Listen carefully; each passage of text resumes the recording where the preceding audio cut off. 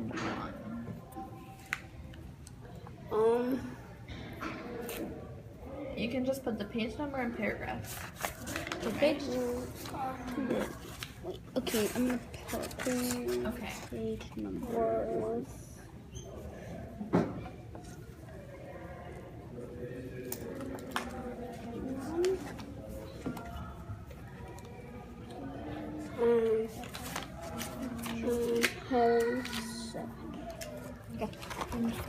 Put the page number and the chapter. Alright, I'm really moving on now. So, I'm picking up again. The manager screamed. So get your finger on the manager screamed. Where does it say the manager screamed? Put your finger there. Yeah, put it. Manager screamed. Put your finger there. What page do you want me to put it on? 10? Because I don't have 8. Right, that's fine. Okay, come on, Terry. That's not a whole page. Oh, no. And here we go. The manager screamed, "Somebody grab that dog."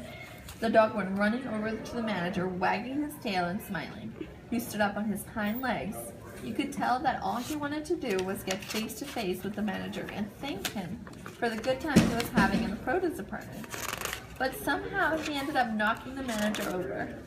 And the manager must have been having a bad day because lying there on the floor, right in front of everybody, he started to cry. The dog leaned over him, real concerned, and licked his face. "Please," said the manager, "somebody call the pound." "Wait a minute," I hollered. "That's my dog. Don't call the pound." Is that really Winn-Dixie's?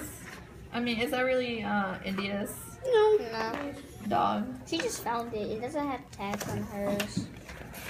She don't have So proof. why do you think she's yelling, "That's my dog"? So she can save the dog from getting to the pound. Okay, so Because maybe she wanted a dog really bad and she just found the dog, but she don't know who dog it is. Somebody must lost the dog.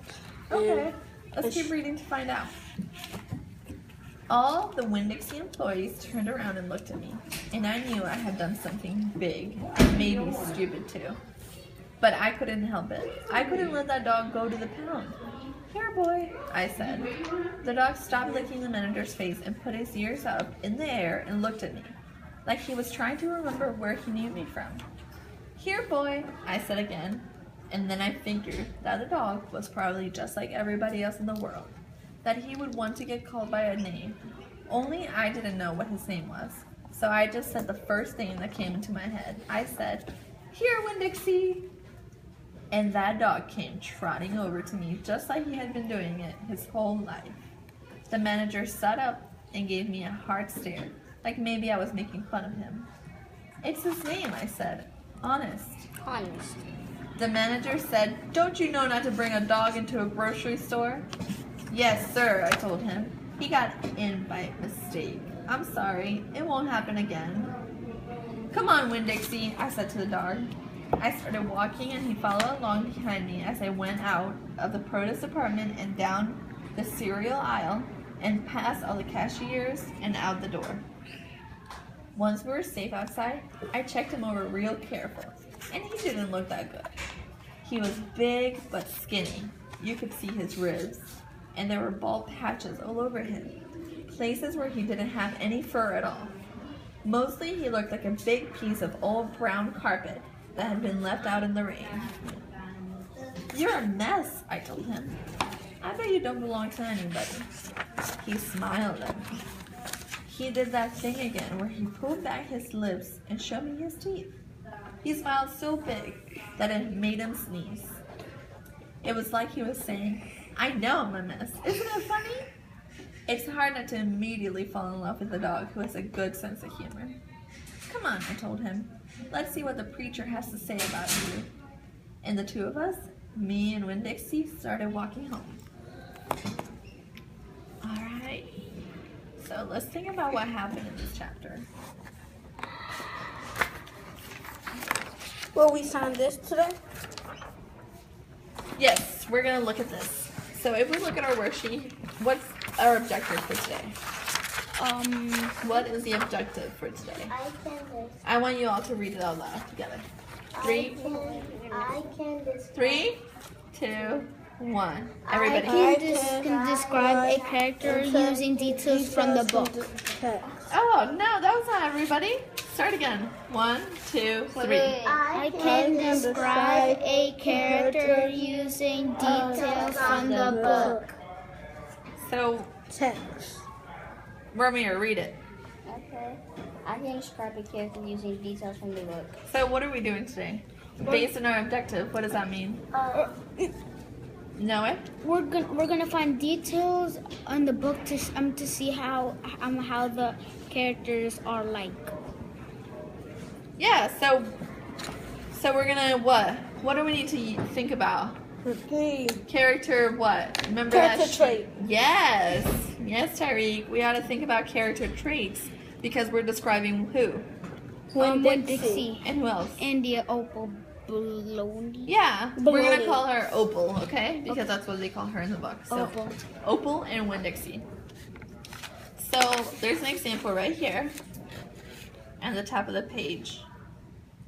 They describe Winn-Dixie as big, ugly, and playful. So Ashley, read for us that part, that quote right there.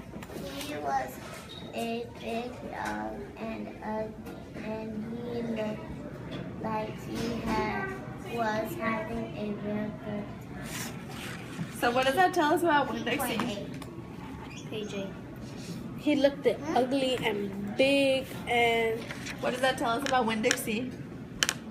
It tells us about that he was big, ugly, and having a real good time. Yeah. All right. So when we describe characters, we have to make sure we find what in the book. What do we need to find in order to describe The the characters? Ashley. Details from the character. from the Details text. from the text. Yes, details from the text. So that means we have to find what? What is that E word? That word that starts with E. We gotta find. Immigration. No. That's another kind of word. We gotta find. It's right here. Evidence. Yes. Tyreek, you're on point today. I like it. Yes, we gotta find evidence. That means we gotta go back in the text and what? Look around. Yeah. So let's write some things about Opal. Okay. She's a nice girl How do you know that? Because How do you know she's a nice girl? Oh, because in the text it said because it says in the book that. Oh, I think Opal is a because a when the helpful dog because What? Opal's a helpful dog. I mean a helpful person because when the manager said he was going to call The pound. the pound for Winn-Dixie, she said, Stop, that's my dog. "Stop, that's my dog." Good. I like that evidence. You specifically went and found where exactly you said that. So we're gonna write it down. On 13. Tyreek is gonna give us the page number. Page 13 for him, so that means it's page 11 for the other one. Page 9 or 8. You said 13, so it's probably 11. Okay.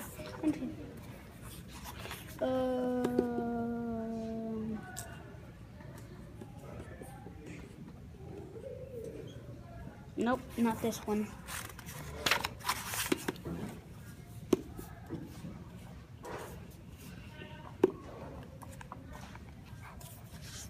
Oh, wait, I think it was on page 12 or so.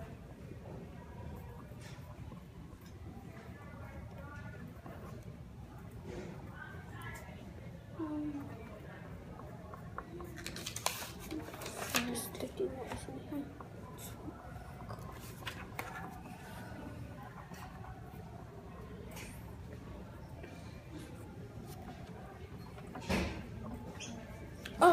page 11.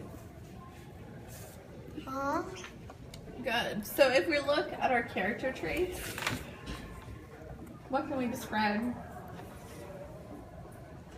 How can we describe Opal? She's loving. She's a caring person. Friendly. Okay, thank you for raising your hand, Ashley. Friendly. Okay, yeah. She's friendly. Romeo, you had your hand raised. Yeah, she got it. You can think of other ones? Maybe under a positive. She's trustworthy. No, she's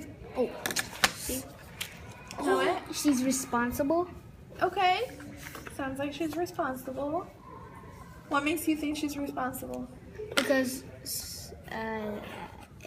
Where in the text can you tell me?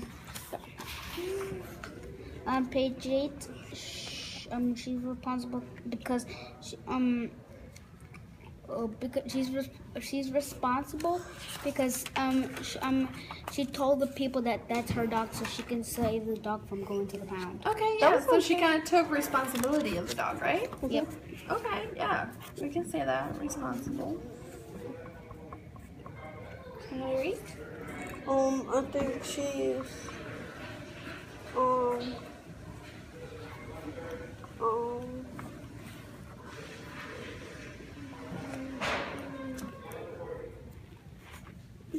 can you come back? Yes, Romeo? I think she's fair because when we just wrote, she wanted to be fair to save the dog. Yeah. So she wanted to be fair. Yeah. Yeah, that's good. She wanted me to be fair to the dog's life, Can right? you go down? And I think that Winn-Dixie is active, adventurous, and bold. Good. So I want you to pick one character trait right now that we haven't talked about. And Tyreek and Noah are going to discuss it. And then Romeo and Ashley are going to discuss it. So turn and talk right now. Choose one character trait you want to say. I think she's gentle. Okay, who are you going to tell? You're going to turn and talk to Noah. On opposites, I think And go. Oh, I think she opposite. I think wait Winn-Dixie. in